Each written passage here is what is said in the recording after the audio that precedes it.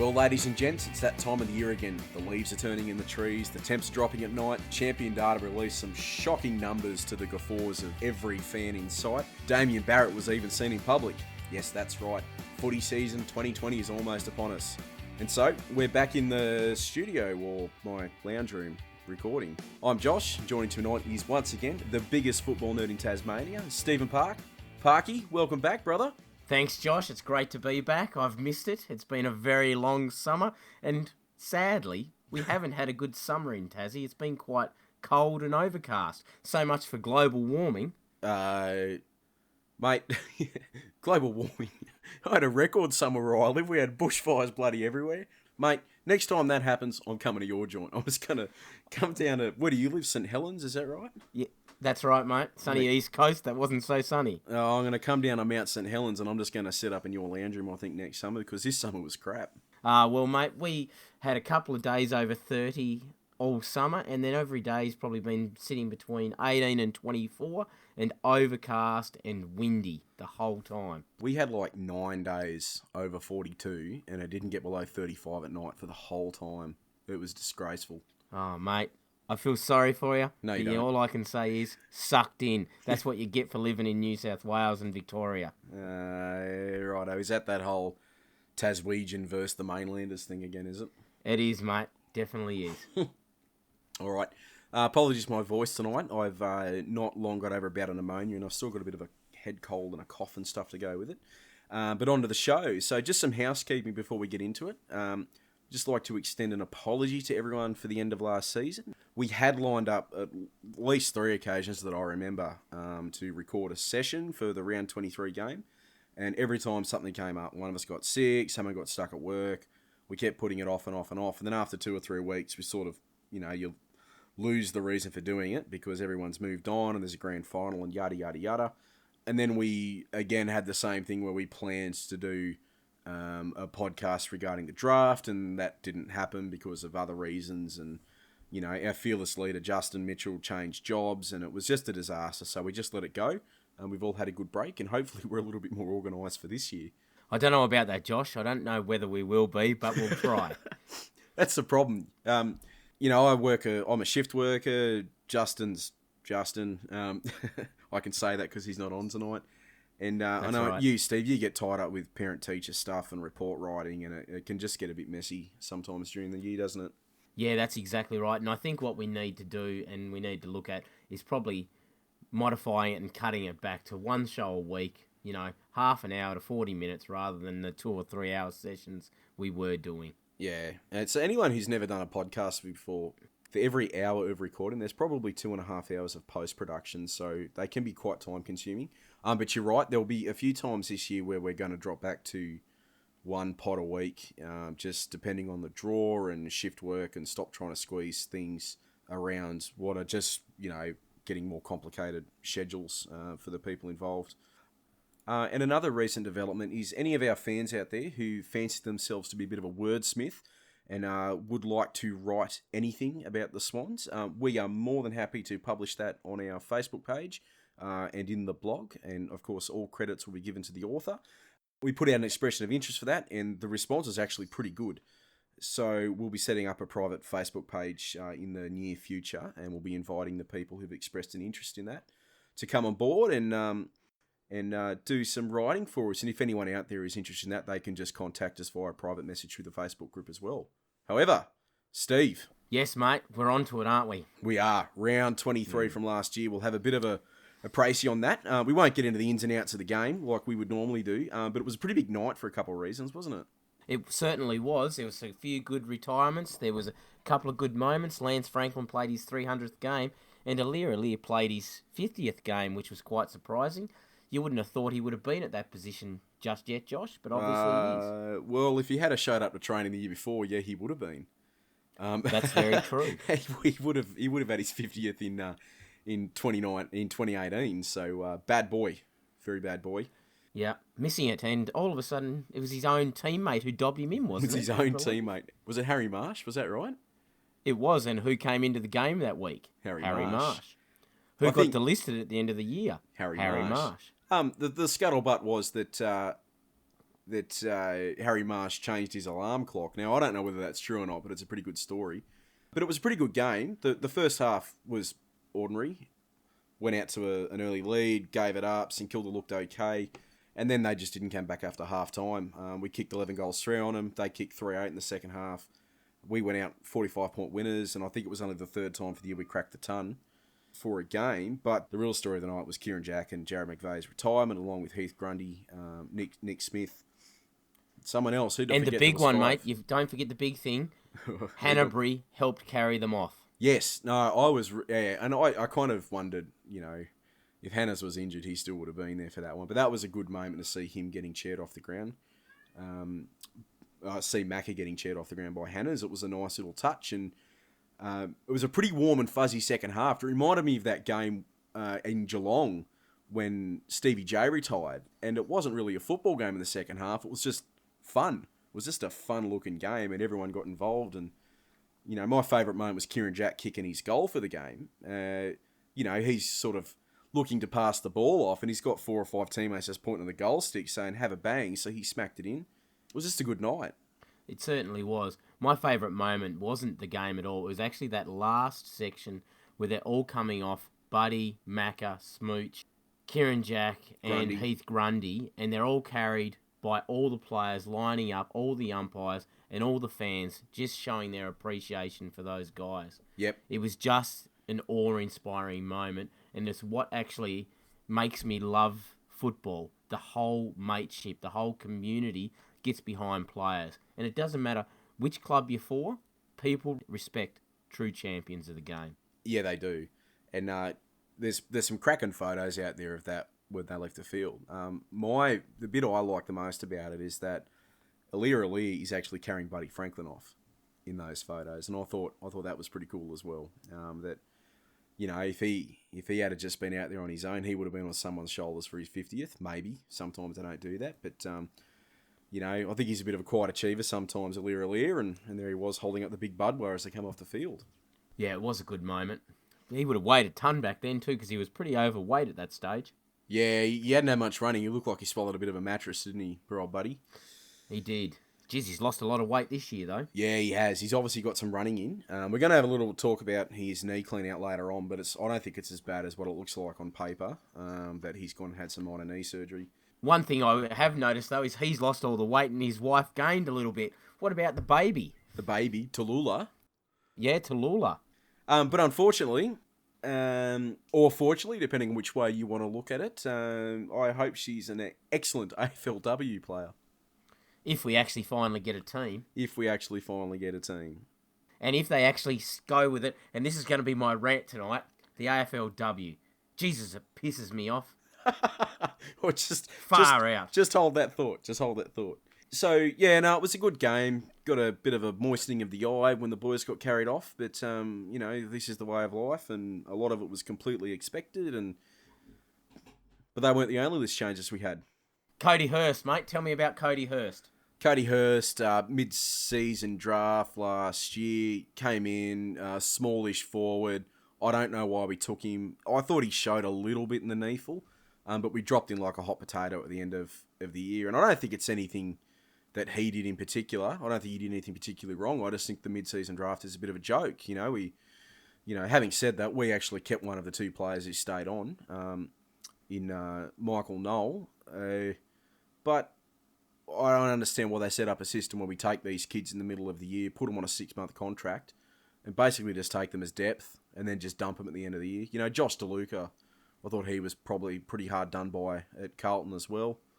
I know he's a bit of a fringe player, but still, it was still a little bit hard, and I just think they should just get rid of the mid-season draft. I thought it was a bit of a joke when they brought it up, and I think by the number of players who got delisted, it still looks like a bit of a joke.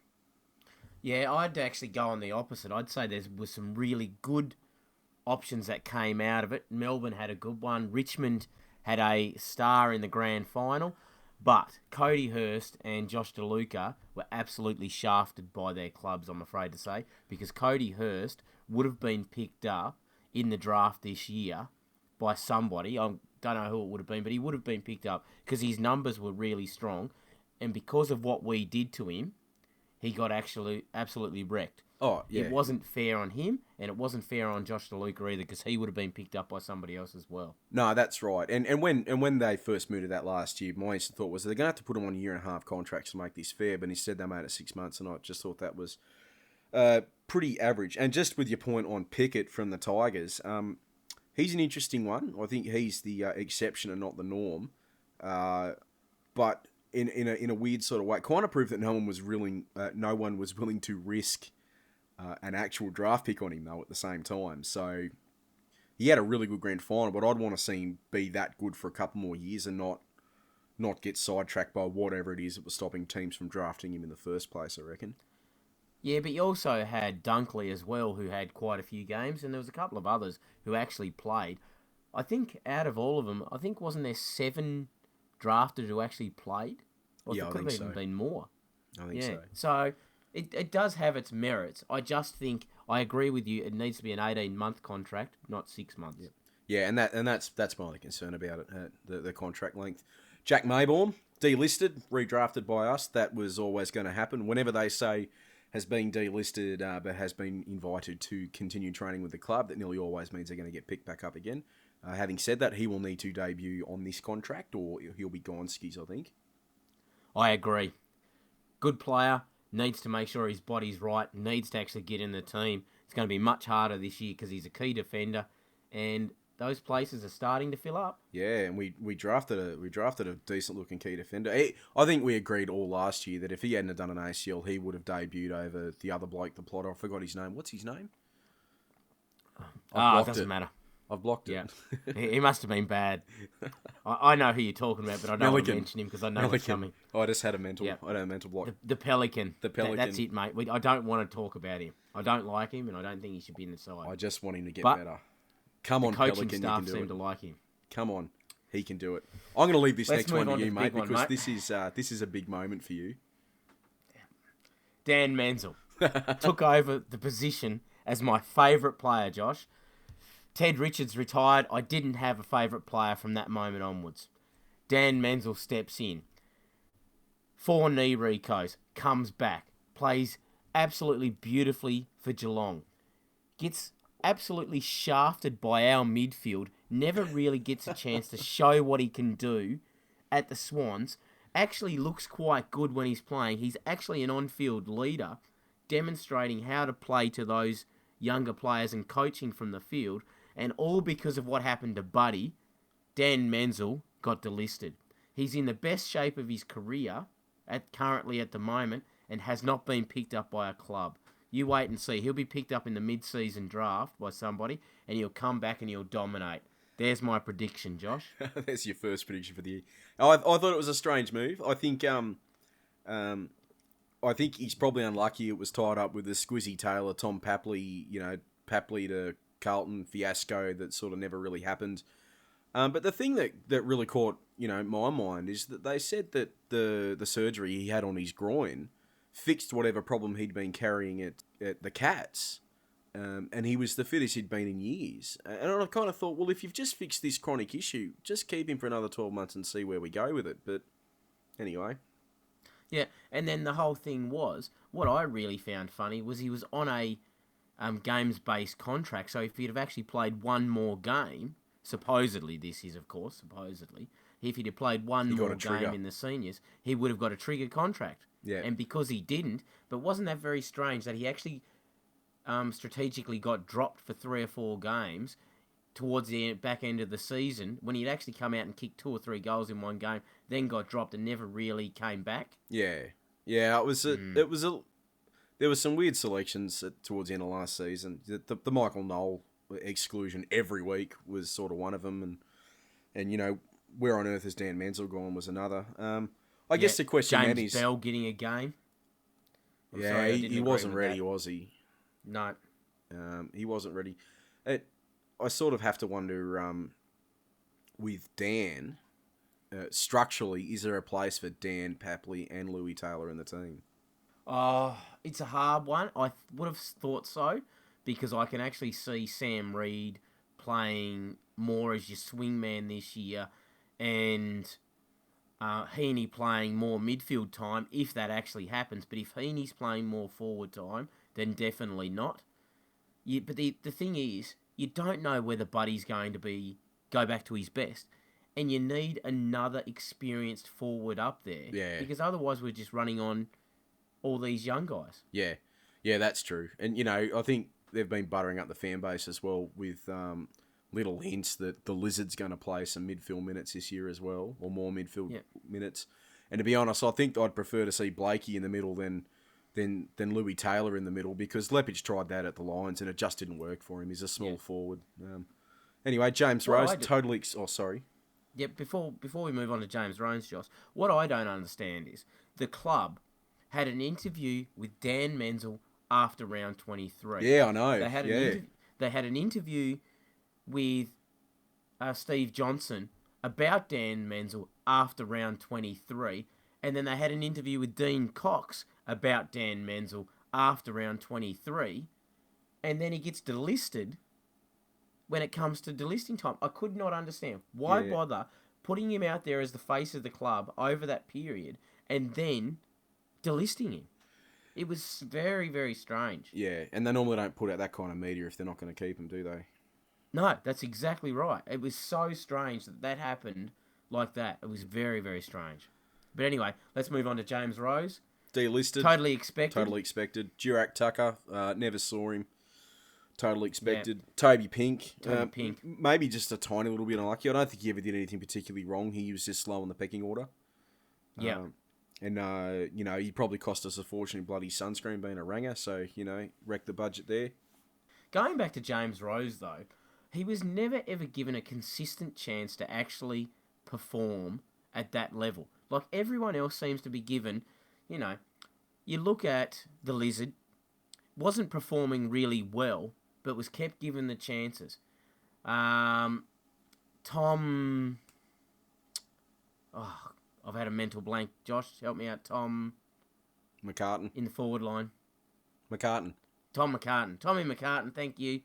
Tommy McCartan didn't play very well in his first season, but was kept given chance after chance. Yeah. Ollie Florent didn't play very well, but was kept given chance after chance. James Bell was a shocker for his first few games, but kept getting a chance. I just don't understand what the reason was that James Rose wasn't just given that consistent period where he could actually go, right, learn at this level. Yeah. Yeah, and in similar veins to Little Jack. Brandon Jack. Sorry, I'm a bit tired tonight. And in similar vein to Brandon Jack, we sort of played him out of position a little bit as well and then wonder why he couldn't get it done. Yeah. That's exactly right. Retirements, we've already talked about him. Kieran Jack, Jared McVeigh, Nick Smith and Heath Grundy, Gonskis. Nick Smith just got signed on as the development coach with the Swans Academy, which is great. Jared McVeigh was always going to be an assistant coach to the senior team. I believe he's working the midfield, is that correct? That is correct, yes. And Kieran's still at the club doing something on the corporate side, isn't he? Yes, that's right. He's moving into the office administration corporate stuff, which is good. And Heath Grundy is currently going to be on radio, I believe. Really? Yes. Right. I think he signed a contract with one of the radio stations to be on there, and I think he'll be covering games. Oh, that'd be cool. Yeah. Oh, we can... Because he got into it after he got injured in the second half of the year last year. He was doing every second game or something. Yeah. Anyway, he was offered special comments for Swans games. Yep. Oh, well, so, I mean, we can have a we can have a comp. Who's better, him or Jude Bolton? Yeah, that's right. Heath Grundy. Heath Grundy. But Jude's prettier. He's a handsome man. He is a handsome man. Yes. Traded out. Man. Zach Attack must take everyone. Get pinned holding the ball. Jones has been traded to somewhere. Where'd he go? St Kilda. To hang out with his mate Hannah. I guess. Stop. Oh, here we go. Stop. Zach Jones. I'm so happy! He's gone! I'm so happy! Yay! Zach Jones is gone! Sorry. I just had to do a happy dance. Yeah, I think the move was right this year. I don't think it was right the years before that. I was happy for him to... For those I don't think he was particularly bad last year. I thought the year before he was a shocker. But agreed. I'm often happy for him to take the game on when no one else is. But last year wasn't really the year to do that, and he got a bit predictable. So I'm quite happy. I'm quite comfortable with him going this time round. Having said that, I hope he turns the ball over when we play St Kilda next. Agreed. Let's hope he goes at his hand passing ratio of 86% and his kicking efficiency at less than 30. Yep.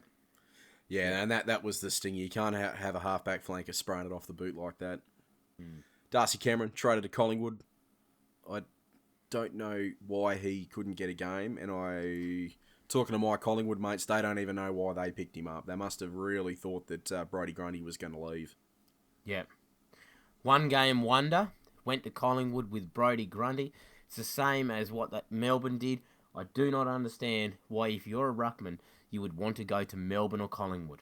It is a joke. Even North Melbourne. Why would you want to go to North Melbourne, Collingwood, or Melbourne when they've got the three best ruckmen in the league, and then you're just going to basically be playing in the reserves anyway? Yeah, no, that's right. That's exactly right. I don't understand it.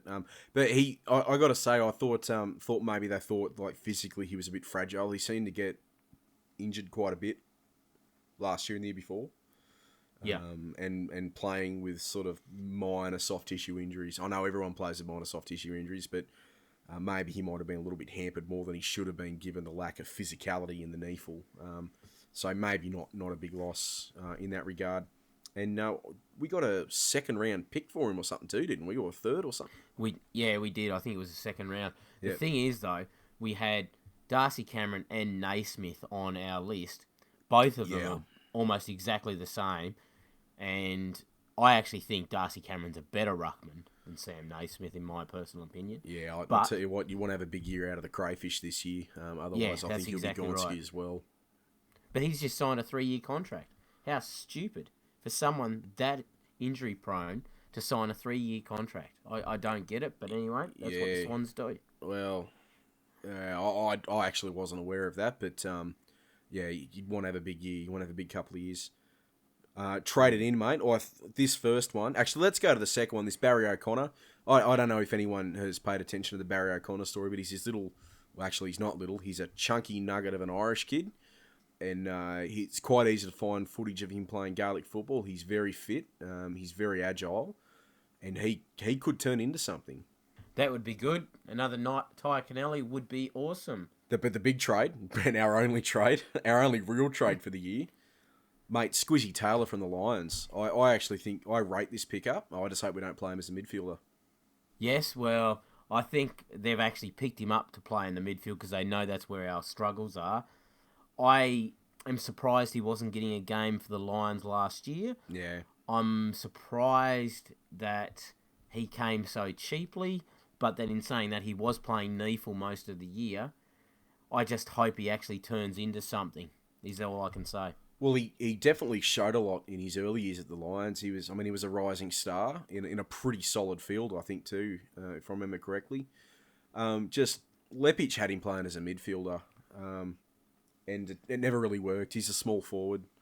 If we're going to run him as a midfielder, I'd rather run Papley as a midfielder and just leave Louis down the front. And the only time Papley goes down the front is if he needs a break from the mids. But I just don't see him being a solid midfielder. Yeah, I agree. I'd be playing Papley 80-20, and I'd be playing Squizzy Taylor 20-80. That's what I'd be doing. Yeah. Oh, you just made that up on the spot, didn't you? What do you mean? No, I didn't. The numbers. They're beautiful numbers. Beautiful and round. Thank you. They match. Yeah. Thank you. That was the whole idea. Probably the biggest story for our trade period, though, was actually the trades that didn't happen.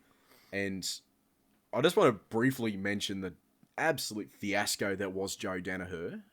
Coming to Sydney, and considering he's now in Ireland getting his pelvis looked at again, and he's unlikely to play for the first half of this year, blessings in disguise and all that, but we might do a bit of a deep dive on that one next week. What do you reckon?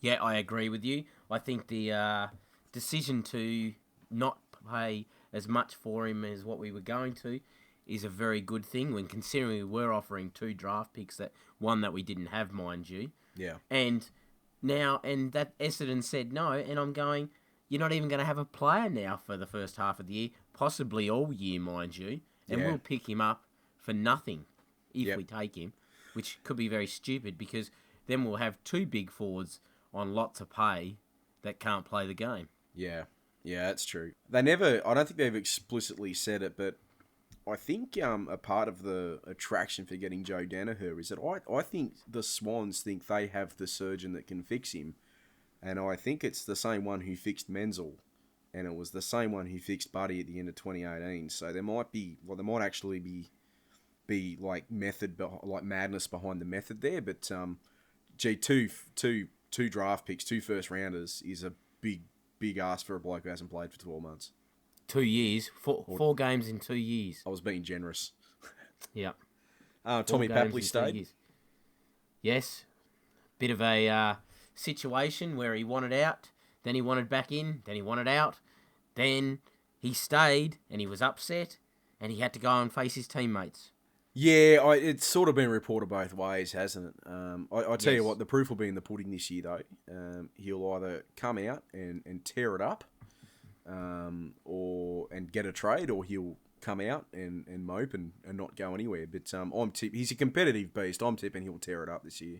Yeah, I think he will too. Yep. He's not the type of player that's going to sit back. He wants to play AFL, and he knows if he doesn't have a good season, he won't be going anywhere anyway. Yeah. It's kind of one of those things, probably one of the things that Brisbane Lions do really, really well. And I get this from Blake, who's got a little bit of inside information on the Lions. They're really good at that mental health support for young players, creating that link between sort of club and home when these guys move from interstate. And I think a lot of that pull for Papley was similar to that. There was a lot of stuff happening, down around his hometown. Bushfires and, family and things like that. So I can fully understand why he'd want to get home. But I'm happy he stayed, and we'll see what 2020 and Tom Papley brings. Yep, that's exactly right. And look, it worked for Geelong with Kelly, didn't it? They said, no, you're not going anywhere, and turned out and almost won the Brownlow. Almost won the Brownlow, and it would have to be a smoky again this year playing for the Weagles, that's for sure. Yes. I think so. Draftees, let's move on mate. to the drafters. The draftees. Dylan Stevenson, pick number 5, 19 years old. He came from Norwood, 183 centimetres tall, 69 kilos. Very small, Josh. Very small. He's a small running midfielder, prolific ball winner, and a creative user of the ball by both hand and foot. Left footer, I might add. He's played predominantly on the wing, which is something that we do need, Josh. I'm a bit concerned that he may be a bit small at this current time to actually play with the big boys in the midfield, though. What's your opinion? Yeah, he looks like he's missing 20 kilos of muscle, doesn't he? Like he's all head and neck and no shoulders. Like Nick Blakey, but worse. He looks even more ungainly.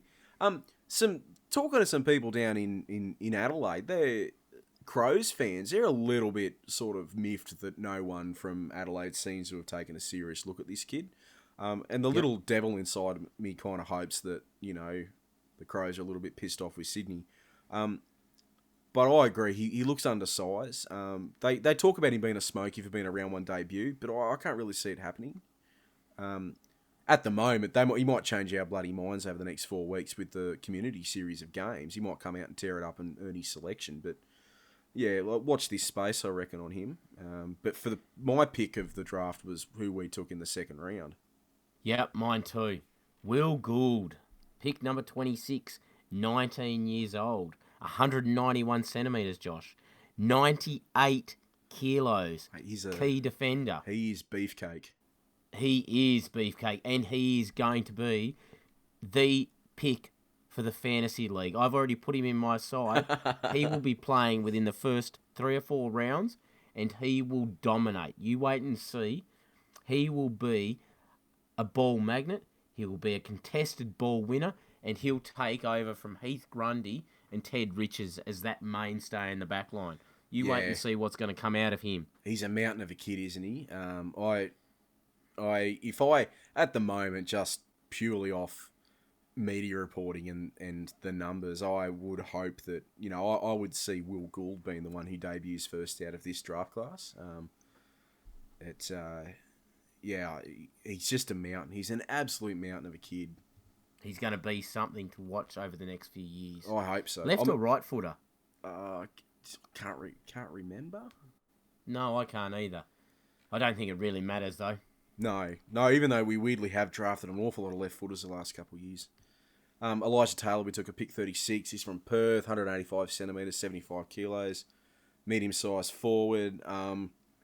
Look, we got Tom Papley and Louis Taylor as medium-sized small forwards at the moment. Then you got to add in, the talls and the hybrid that is Isaac Heaney. This kid, I don't see this kid playing this year. I just think he's a depth pick. Having said that, I did have a chat to a bloke from Perth who's seen him play a few games, and he says he shows a bit. So, he might get a debut for us towards the end of the year if the injury curse hits again. But I actually looked deeply into the draft this year, and people were saying, Josh, that this guy is probably the best skilled player out of that list. It was the fact that he actually, yes, that it was the fact that they weren't sure on how he would go in the AFL environment was the concern around him. So you wait and see. I reckon he'll play this year. I reckon he'll play before Stevens does. Okay, all right. I actually have faith in this kid. I reckon he's going to go quite well. Well, if the culture is everything they say it is, he should do okay. Yeah, I'm hoping so. Let's move on to Chad Warner from East Fremantle, 181 centimetres tall, 80 kilos, so not a bad boy. And another midfielder, Josh. We picked up a few midfielders this year. About time. About time. Medium midfielder who was impressed with his aggressive attack on the ball and his opponent when representing Western Australia in 2019 championships. Averages 18 disposals a game over it, and he's a prolific ball winner. That's what we want. Prolific ball winner. Sounds like the kind of thing we were missing last year. That's exactly right. 7.4 tackles a game playing for East Fremantle, which is not bad. Someone who puts on pressure as well. Something we needed last year. Yeah. 6.4 clearances in 9 matches playing for East Fremantle. Something we needed to help last year. Yeah, and that Western Australia league's a pretty solid league as well, so it's a real competition. You are talking, he only played in the Colts though, Josh, not in the seniors. Yeah, that's true. True. So it's a bit different, the Colts to the seniors. So it's probably just as competitive as NEFL then. Yeah, that's right. I shouldn't have said said you're looking at, Dylan Stevenson played quite a few games for the senior level for Norwood. Yeah. Was averaging 18.2 disposals and 4.6 tackles in his matches. And then you've got Chad Warner. That's not bad for a bloke who's pretty undersized though. That's right. That's really good. But Chad Warner, 27 disposals and 7.4 tackles, but that was in the under-18s. Yeah. So it's a big difference between the under-18s and the senior level. Yeah, he might have a bit of growing. I mean, 80 kegs is pretty good. He might have a bit of growing to do as well, I reckon. Brady Rowles, I don't know how to pronounce that name, from the Bendigo Pioneers. I don't have what pick we took him at. I assume we took him at pick 60-something. 188 centimetres, 72 kilos, another midfielder. Speedy runner carry. He's got a good physical size, apparently. Did well in the under-18 championships. Yeah, I mean, once you get down to that far in the draft, they're sort of prospective picks anyway and sort of project players, but, welcome Brady Rowles. Yes, that's exactly right. Moving on to the injury list, Josh. Lance Franklin, knee clean out. Tell me about it. Well, this is the only one I've got info on because the clubs aren't publishing their injury lists at the moment. I have a sneaking suspicion there is an injury to Sam Reid, but I don't know what it is. And that came out of a media report. But, I mean, realistically, Franklin's the only one that we're really interested in at this time of the year. So, Franklin had a knee clean out. He had an arthroscopy on his knee to clean up some cartilage. He had a bit of pain while he was training. However, he did reach a full training load when they made the decision to get that done. So, it means that if he comes back, hopefully, he will have a better base level of fitness than he did at the start of last season. So I don't think it's as bad as it seems. Like, we all go, oh, Franklin's injured again, rats. But he did reach a full training load before they made the decision to do this. So I'm not that concerned about it yet. And the thing is, he looks really, really fit. He's slimmed down quite a lot. Yeah. He's looking really, really good. He's looking the best he's actually looked at the Swans, I would say. My concern is A, is that going to affect his actual ability to influence the contest? And B, have we seen the best of him, and are the injuries going to start taking their toll? I think we have seen the best of him. Yeah, I'm afraid I actually feel the same. I don't think, given 300 games and what he put his body through, though, there's absolutely no shame in if we've seen the best of him. We'll still get some magical buddy moments for the rest of his playing career. But I'll tell you what, we got to get past this idea that he's going to carry us through a game, though. And do you know what? In some ways, that might actually be better for us. That, Franklin's not going to be able to pull out the miracle job anymore to get us over the line. So, in some ways, it might actually work well for us in the long run. Yeah, well, it could do. I'd actually be doing the Matthew Richardson type role and playing him off the wing, personally. And actually just allowing him to run. Well, I wished we had just played him up the wing for most of the time he's been there. I hate him at centre-half forward. I hate him when he goes full forward. I'd prefer him up the left side of the ground. I tell you what I did want him to do. Just for a couple of years, I wanted him to just do something completely out of the box and go nuts. Run him off the back of the square or something just to, at the centre bounce, just to freak people out, something different, or, stick him in a pocket, or just do something nuts every now and then so people go, what the hell are they doing here? But no, centre-half forward, full forward, kick it at his head, can't take an overhead mark. We never really used his speed and that left foot to our advantage as often as we should, I don't think. No, and that comes down to our midfield not being able to kick, though. That's the biggest issue with absolutely. 3 years. Absolutely. We can't deliver the ball properly. We just bomb it long. But anyway, that's not what we're talking about tonight. Sam Reid, possible hamstring injury. Could be down the gurgler again. Are you serious? Let's hope. That's what it possibly is. Yeah. Possible hamstring injury going back to, 2017 when he missed half the season. We'll wait and see if it's true, but that's where we're sitting with him at the moment. Let's move on to the State of Origin bushfire relief game, Josh. Who's getting represented for Victoria? Victoria for the V. Yep. Lloyd, Mr. Jake Lloyd, and Tommy Papley are playing for the Big V, and Callum Mills, he's playing for the All-Stars. And I would say that if Heaney, injury list, Heaney has a broken thumb. If Heaney hadn't have broken his thumb, Isaac Heaney would be in that game. Yep, agreed. I think he should have been playing as well. But, broken thumbs seem to be a bit of an issue. We've had a broken leg, we've had a broken arm, and now a broken thumb from our 3 New South Wales boys. We're doing well. As long as nobody tries to step over a bloody chain this year, I'll be happy. Yeah, that's exactly right. But anyway, I agree, Josh. Not that you've mentioned it, but the State of Origin, who can take it seriously when it's Victoria versus the All-Stars? Well, I think the idea of State of... And I just get this as a New South Welshman living in Victoria. I think there's this great attraction in Vic. I might get hate mail for this, about this whole State of Origin, because in Victoria, the Victorian guys play for Victoria. The other states don't play for New South Wales or South Australia or Western Australia and that stuff. They play for the Allies. And who are the Allies? It sounds like the Harlem Globetrotters versus someone else kind of thing. Tomorrow night it's the All-Stars. Whoop-de-doo. Yeah, that's right. Whoop-de-doo. It doesn't have that same attraction of New South Wales versus Queensland or Australia versus England or any of that stuff. It's just one state versus a collection of dudes from a bunch of other states, and it just doesn't have that kind of appeal. I've got a way to fix it, though, Josh.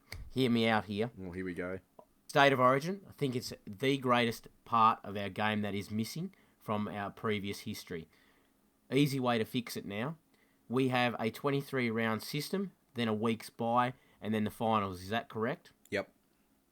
Why not the teams that are finishing in the finals, they don't play in it, but the bottom 10 teams actually have a State of Origin match, or matches, as I would put it, in that week that we're not playing on the Friday, Saturday, Sunday night. Teams are not going to say no because they're already finished for the season. They've got the pre-season to get the bodies ready again. Those players, the best players from all those 10 teams, then get to represent their state. So you have a Victorian team, you have a Western Australian team, you have a South Australian team, and you have an Allies. Guaranteed, out of those bottom 10 sides, you would fill those 4 teams. And then you have rotational, so you'd have a game on the Friday night, a game on the Saturday night. The next year, the teams would play different teams. What do you think? I still wouldn't watch it. It just does Oh, nothing mate. for me. Does nothing Oh, for I me. like it. Does nothing for me. But, maybe you can write a little letter to that clown at AFL The House clown? and tell him your ideas, yeah. Yeah, I tried that. I got a letter. Thanks for your understanding and consideration on the AFL. We'll get back to you with some information. Yeah. Rejected. Yeah. Yeah, uh, that was over. I haven't tried it for the State of Origin. I tried it for the actual roster to actually try and make it fair because I'd done all this analysis of the roster and actually come up with what is a logical, really good system where everyone gets a fair go and a fair representation over the season. And yeah, that's what they gave me, the information back. Mate, it would have gone straight into the garbage bin with all the other stuff, all the correspondence from all the other nutters they would have got. So you'd be amongst some fairly elite company there, I reckon. I reckon so. But the trouble is, they don't think outside the box. This system with you play 17 games and 6 is just ridiculous. Yeah. Because the same teams play the same people. It's not fair. It's not equitable. And teams get into the finals based on who they play in the second time round and when they play teams. Yeah. Yeah, that floating fixture bit needs to be fixed up. I reckon. Yeah, I And agree. how is it that you can play someone in the first 10 rounds twice and then not play a team until round 22 or 23 for the first time? Yeah. I don't understand how that works. But anyway, each to their own. Smarter people than us. It's interesting that with all the talk about how much stuff the AFL adopts from the NFL, that they still haven't come up with a decent way to do a schedule or a fixture. Last but not least, the Marsh Community Series. Apparently, we don't call it the JLT Community Series anymore. Sponsored by Harry Marsh. I don't know. Harry Marsh? Did he sponsor it? I wouldn't have a clue. I have no idea. It's just Marsh all of a sudden. I don't even know what Marsh stands for. Is it a company? Is it a bank? Is it what? Swamp. Yeah, that's what I thought it must It's a have been. swamp. Actually, they've already played a few games. If anyone saw the result of the Suns absolutely trouncing the Cats the other day, and I know it's a preseason game, but go and have a look at the team that the Cats actually fielded in that game, and that scoreline is disgraceful. The Suns absolutely flogged them. And our turn comes around this Saturday when we're playing GWS Giants at the Blacktown International Sports Park, whatever it's called. They haven't announced the teams yet. We're not going to look too much into it. What we will do is watch the replay sometime next week, and we'll use that. We'll have a bit of a chat about the way some of the new guys go in next week's podcast leading into Game 2 of that series. That's exactly right. I'll be watching it live, so that'll be fun and exciting. But my concern is this.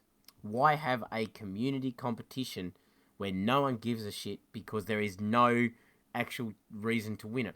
When Hawthorn used to win it and Dermot Brereton comes out and says 5-day, 5-night premierships, it actually meant something. There was actually money involved. There was a reason to be involved in this competition. Now it's just 2 community games. Why not scrap them and actually just make the season longer? Yeah. I mean, that's a good point. What I don't get is that at least in Victoria, I think they're much better at shipping those games around the state to try and showcase it in areas that they don't normally get to. Playing in Blacktown, whoop-de-doo. Send it to Dubbo or something like that. Or put it in Blacktown. Come on. It's a bit of a joke, but anyway. That's right. But, mate, the Swans play North Melbourne down here in Tassie at the Kingston Twin Ovals on the 9th of March. So I'm looking forward to that game. I'll be able to see all the young guns from the Swans. Yeah, well, I mean, you wear several hats. You've got a North membership, you've got a Swans membership, you've got a Hawthorn membership. You're a bit of a turncoat down there. Yeah, I certainly am. I'm actually getting myself and one of my close friends into the game for free because, we get our free membership tickets into it. Why not? Well, it's probably cheaper to have memberships than just buy gate tickets, is it? That's exactly right. Yeah. It actually works out about $5 or $8 cheaper per game. And you get a free hat. And you get a free hat that I give away to my students. So that's give away to your students. That's right. Paying Speaking them of that, Sydney Swans membership, I received a beanie with my membership when I ordered a cap. I'm not very impressed with the Sydney Swans membership. Righto. Post it to me then. Yeah. I'll give you my address. Send it to me.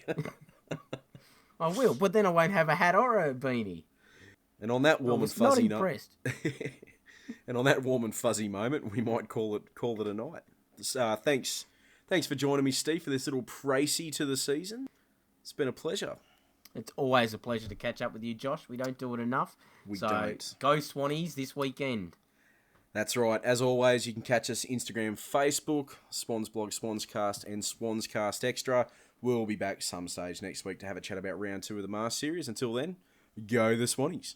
Go Swans.